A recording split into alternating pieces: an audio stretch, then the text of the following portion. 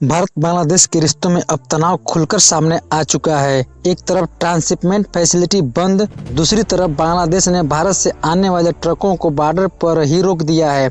और सबसे चौंकाने वाली बात, धागा सप्लाई पर सीधा बैन। क्या ये ट्रेड वार की शुरुआत है? भारत और बांग्लादेश के रिश्तों में इन दिनों नया तनाव देखा जा रहा है। हाल ही में बांग्लादेश ने भारत से आने वाले ट्रकों को रोक दिया है और धागे के यातायात पर बैन लगा दिया है। यह फैसला दोनों देशों के बीच चल रहे व्यापारिक रिश्तों के लिए बड़ा झटका है। जानिए यह मामला क्या है, क्यों हुआ और आगे इसका असर क्या हो सकता है। लेकिन आगे बढ़ने से पहले वीडियो को लाइक करके और चैनल को सब्सक्राइब जरूर कर लीजिए। कुछ दिन पहले भारत सरकार ने बांग्लादेश को दी जा रही ट्रांसशिपमेंट सुविधा को रोक दिया था। इसके जरिए बांग्लादेश भारत के रास्ते तीसरे देशों को सामान भेज सकता था। इस फैसले से बांग्लादेश को झटका लगा, क्योंकि यह सुविधा उसके लिए बहुत फायदेमंद थी।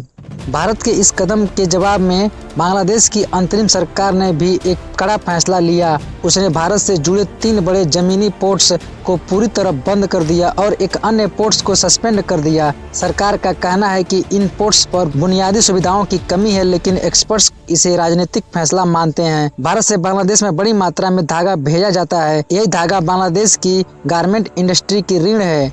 बांग्लादेश का सबसे बड़ा निर्यात सेक्टर रेडीमेड गारमेंट्स का है, जिससे करोड़ों डॉलर की कमाई होती है। लेकिन अब जब बांग्लादेश ने धागा के आयात पर रोक लगा दी है, तो वहां की हजारों फैक्ट्रियां मुश्किल में आ गई हैं। खास तौर पर छोटे और मझले उद्योग जो बड़ी कंपनियों को कपड़ा बनाकर देते थे, अब बंद होने की कगार पर है। वहां के बड़े व्यापारिक संगठनों ने भी इस फैसले का विरोध किया है। उनका कहना है कि यह कदम आत्मघाती है और इससे बांग्लादेश का खुद का नुकसान ज्यादा होगा। जानकारी के मुताबिक बांग्लादेश अब पाकिस्तान से धागा मंगवाने की योजना बना रहा है, लेकिन पाकिस्तान का यह धागा महंगा भी है और क्वालिटी में भी कमजोर माना जाता है। इससे बांग्लादेश की गारमेंट्स इंडस्ट्री की लागत बढ़ेगी और अंतर्राष्ट्रीय बाजार में उसका मुकाबला करना मुश्किल हो जाएगा। भारत के लिए भी यह मामला छोटा नहीं है। पश्चिम बंगाल, गुजरात और महाराष्ट्र जैसे राज्यों से धागा का बड़ा एक्सपोर्ट होता है। अब इनके ट्रक बॉर्डर पर खड़े हैं और व्यापार ठप हो गया है। इससे हजारों व्यापारियों और मजदूरों की रोजी रोटी पर असर पड़ रहा है।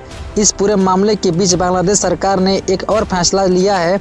उसने अपने पासपोर्ट पर फिर से वह लाइन जोड़ दी है जिसमें लिखा है कि यह पासपोर्ट दुनिया के सभी देशों के लिए मान्य है, सिवाय इजराइल के। 2021 में शेख हसीना की सरकार ने इस लाइन को हटा दिया था ताकि अंतर्राष्ट्रीय नियमों के अनुरूप पासपोर्ट बने। हालांकि अब इसे फिर से जोड़ दिया गया है। इसका सीधा संबंध गाजा में चल रही इजराइल की कार्रवाई है और बांग्लादेश में फैले गुस्से से है।